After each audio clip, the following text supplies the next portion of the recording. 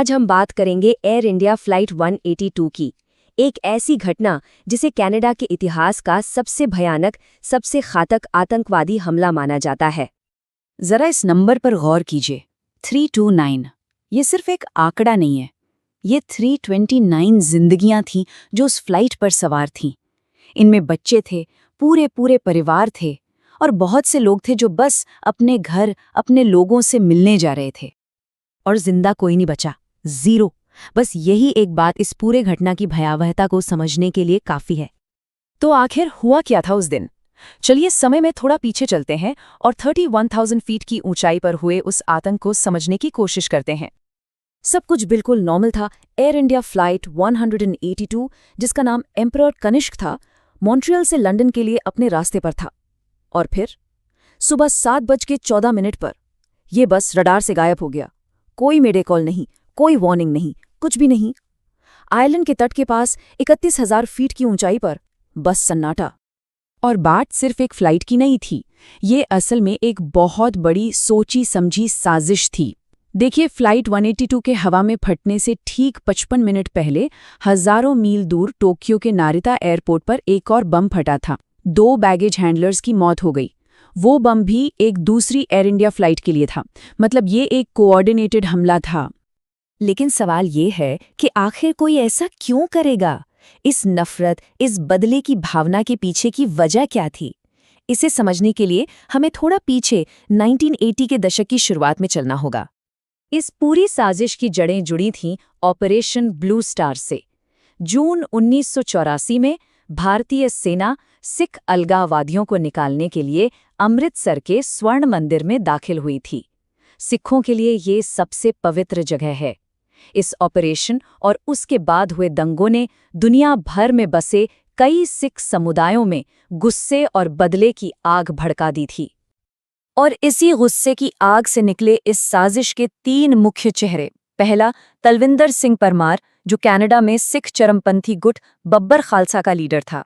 दूसरा, अजायब सिंह बागरी, एक मिल में काम करने वाला लेकिन बेहद असरदार उपदेशक, जो खुलेआम भारत सरकार से बदला लेने की बातें करता था।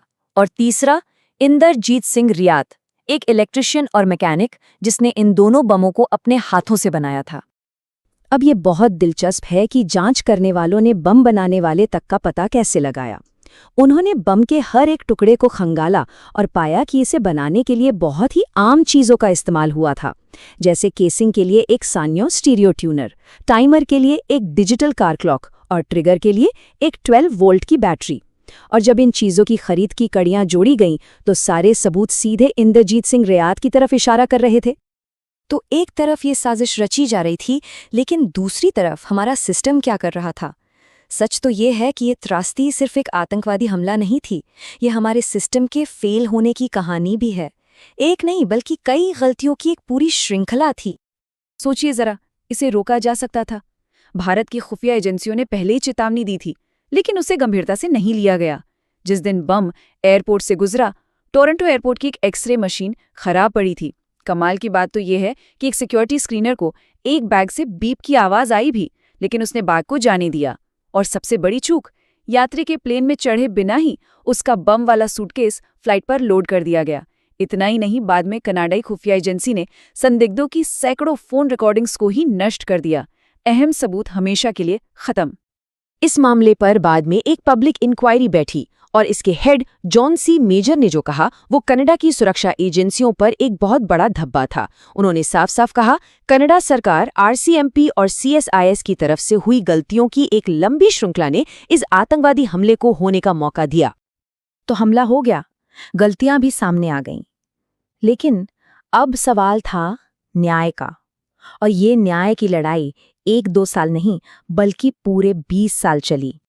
इस केस की जांच और मुकदमे पर पानी की तरह पैसा बहाया गया। ये कनाडा के इतिहास का सबसे महंगा ट्रायल बना। लगभग 130 मिलियन कैनेडियन डॉलर्स खर्च हुए। आप सोच सकते हैं कि इतने बड़े स्केल पर न्याय दिलाने की कोशिश की गई। 20 साल, 130 मिलियन डॉलर और नतीजा सुनकर शायद यकीन ना हो। जिन 2 लोगों को इस हमले का मास्टरमाइंड माना जा रहा था, रिपुदमन सिंह मलिक और अजायब सिंह बागरी, उन्हें 2005 में बरी कर दिया गया।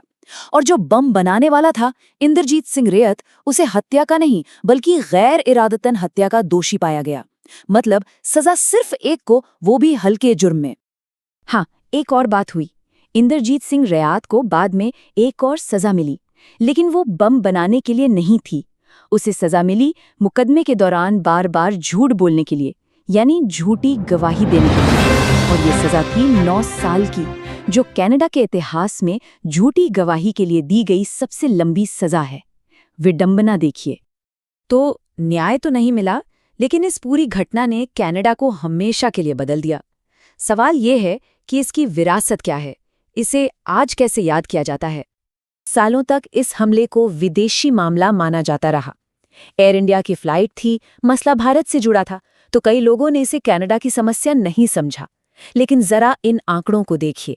मारे गए 329 लोगों में से 268 यानी 82% कनाडाई नागरिक थे। ये कोई विदेशी त्रासदी नहीं थी, ये कनाडा पर हुआ हमला था, जिसमें कनाडाई लोग मारे गए थे।